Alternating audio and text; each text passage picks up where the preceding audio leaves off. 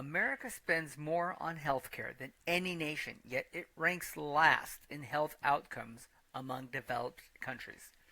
This paradox sits at the heart of Robert F. Kennedy Jr.'s mission as Secretary of Health and Human Services. The problem runs deeper than most realize. Kennedy points to a specific historical moment when America's health dramatically declined. It wasn't a virus, a new environmental toxin, or a corp. By the mid 1990s, the two biggest food companies in the world were R.J. Reynolds and Philip Morris. Kennedy explains this wasn't a coincidence. It was calculated. As tobacco companies faced mounting litigation and declining cigarette sales in the late 1980s, they didn't just diversify, they transformed the American food system using the same playbook that made cigarettes irresistible. The tobacco industry didn't merely purchase food companies, they transferred their expertise in addiction from cigarettes to food products. Scientists who had spent decades making tobacco more addictive were reassigned to food laboratories.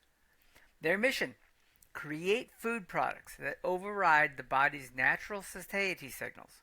These scientists developed chemical compounds that mimic natural flavors without providing actual nutrition. The result was a new category of products Kennedy describes as food-like substances rather than actual food.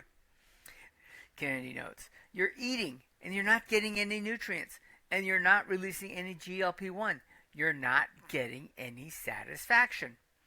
This explains the phenomenon doctors had never seen before in human history: obesity coupled with malnutrition. People consume enormous quantities of calories yet remain malnourished at the cellular level. Desperate for nutrients, their bodies keep signaling hunger despite excess caloric intake. How could this happen in a country with robust regulatory agencies designed to protect public health? Kennedy's answer is direct: corruption. My uncle Ted Kennedy conducted hearings in 1970 about agency capture at the FDA, Kennedy reveals.